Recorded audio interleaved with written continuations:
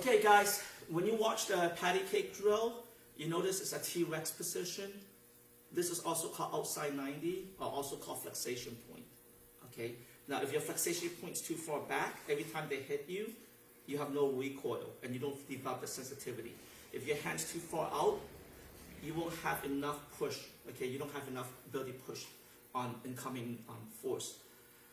Now, if that flexation point can also be done differently. So we're going to steal this from Wing Chun, which is a Chinese martial arts system. In Cantonese, it's called Wing Chun. And basically, their system's called sticky hand. Okay, and the whole concept of sticky hand is sensitivity. So if you're a wrestler, right, we'll pummel. Go ahead, pummel. This is wrestling version of developing sensitivity to fight for what? The over-under, right? Let's grab over-under. If I'm a Muay Thai guy, we grab the neck. Go ahead, grab my neck. Yes. So this is their version of neck pummeling, and they're trying to develop that sensitivity. You may learn the technique in one day, but the ability to do it on the day of the fight will take you a long time, because until you develop that sensitivity, can you pull it off? No. So for example, get that double underhook on me. Boom. Yep. Go ahead. See? You saw how narrow he comes? See how his hips come in? It's from years of doing wrestling. Now, if he didn't, let's just say he didn't know how to do wrestling, he came in this wide. Go ahead. Look. He can't do it. Okay? Now, do it again. Do it better. Yeah, there you go. See how flat? There you go. See? Look what he's doing with his fingers. He's even climbing along my body. These is years of figuring it out, and he has developed tricks to his arsenal. It's sensitivity. So when that's wrestling version. We're going to steal from traditional martial arts system. The problem with traditional Chinese martial arts system is that they discover a partial truth. This is how we're going to do it. And they built the whole system around that truth. They didn't evolve. Okay? So when Bruce Lee came to America, he got his ass kicked. So he started lifting weight. Then he started doing judo. Then he started learning boxing.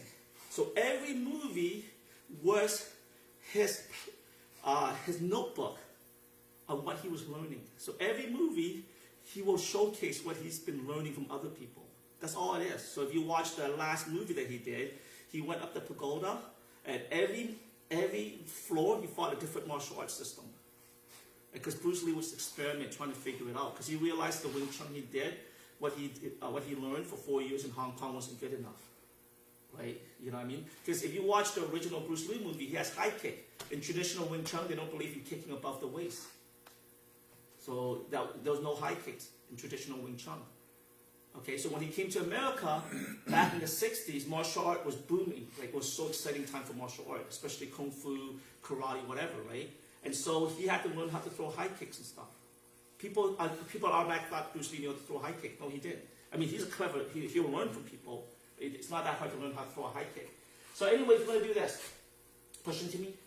Yes, we're going to roll. Now notice how his elbow's up. Elbow should be down there. Go ahead. Push. There. And then we're going to do this. So in the beginning, we might go straight force on force. And then we might start rolling. Yes. And notice, and if we need to, we're going to move our body. And then we might switch stance. Yeah. There you go.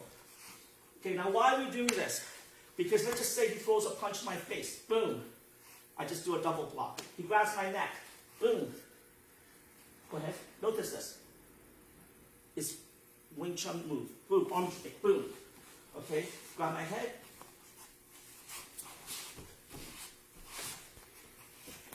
Yeah, go ahead. See? What do we do here? Same thing.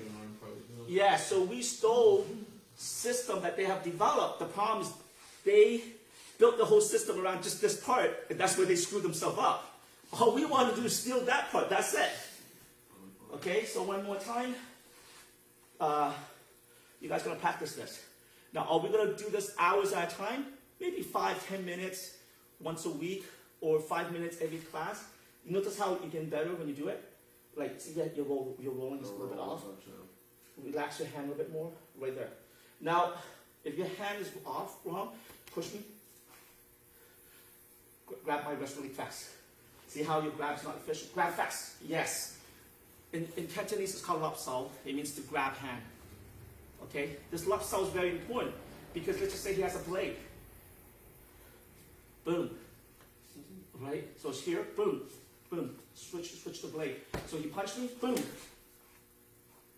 Okay? So, but you see how, so now if you wrestle or lock, grab my wrist, wrestlers know how to go ahead, disengage the wrist grab. Yes. See, this is wrestling version of Chiso, right? But see, notice what I did with my fingers. I opened it versus relaxing. Which one felt different to you? Okay. Total different, right? Yeah. So now, go ahead. Yes. See, so he's going to pull it in. See, that's a natural wrestling move. So he's supposed to, I'm going to push toward him and let him drag out.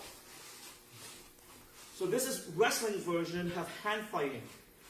So if you're an MMA fighter, you want to steal from wrestling's hand fighting, and Wing Chun, etc. Does that help you a little bit? This is how we're going to short circuit learning. Okay, so one more time. We're going to practice this for 5 minutes. In the beginning, it's just straightforward.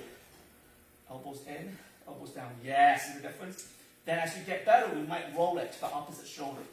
And then if I say switch, we're going to switch stance. Go ahead. Straightforward, and then start rolling. Yes. Okay, and then as you get better, we start moving position. Yes. Okay, let's give this a try. Okay,